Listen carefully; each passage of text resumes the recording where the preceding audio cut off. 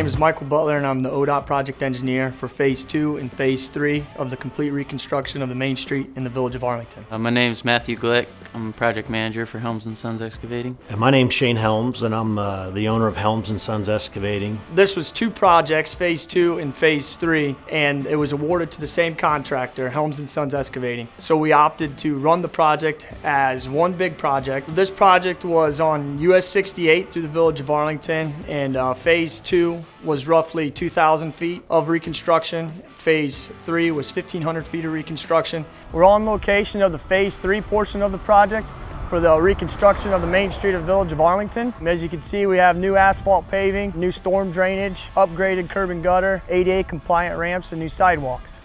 Helms Sons, they're from the area. The project manager is from the village of Arlington, so obviously he had a vested interest in doing a good job. Seeing these two projects come out in my hometown, I was really excited. It was a cool opportunity to get to work inside your home village, and cool opportunity, cool experience throughout to work with the people that you grew up around. District 1 and Michael was fantastic to work for. Everybody had a wonderful project first mentality and a character that backed that up. A big goal was to keep access in and out for the residents and business owners throughout the project, and residents worked very well with us. Helms Sons did a good job with communicating with the property owners and letting them know our schedule of work and when we were going to be working in front of their properties. We had a couple issues with the local tannery in Phase 2 and the local EMS getting in and out and wanting to keep their vehicles in their station. And also at the end of Phase 3 there was Jack and Doe's restaurant, keeping them in and out and keeping their business going. With every project that we do, we try to partner with all the key stakeholders, whether it be the village or town we're in. Just keep those open lines of communication with everybody, but this official partnering allowed for it all to be together as one, and we all had the same goals. Prior to the project, we held our pre-construction meeting, and we also held our first initial partnering meeting. At the partnering meeting, we invited local stakeholders, the village of Arlington. We had emergency response teams there as far as the local EMS, fire department, the sheriff's department, OSP. Shane and I went to a couple of town council meetings, and I think just being there, and whether there was issues or not, I think it helped to show that we were really invested in the project and that we were wanting to partner with,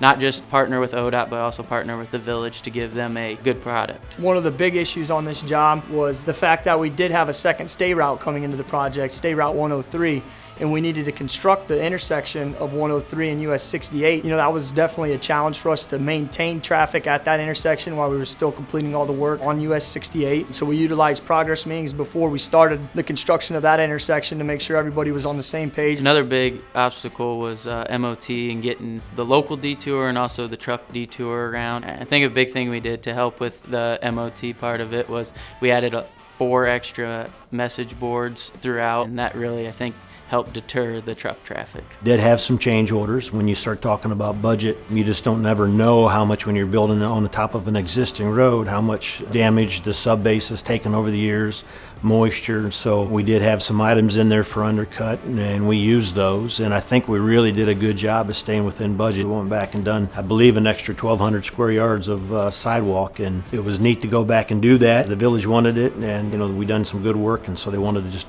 go ahead and complete it. Typically on these formally partnered jobs, we like to get together as a team and do some sort of team building exercise, whether it be just a luncheon and be able to get together, talk about the project, and share some food together. With the COVID-19 issues this year and all the extra guidelines that we had to abide by, we really couldn't get together efficiently and do that. But ultimately that made our day-to-day conversations and us being able to communicate on a day-to-day basis more important. In the industry, you're sink or swim, and you get the project, you're low, you awarded it, and you go out and build it without too much prior communication with the owner or the inspector. But with officially partnering on the project, we really got the opportunity to sit down prior to moving an ounce of dirt. We tried to both take ownership in the issues and solve them together rather than trying to figure out whose problem it is. And using that partnering process, we were able to really solve the issues at the project level efficiently as well as economically for both parties. That open dialogue and that project first mentality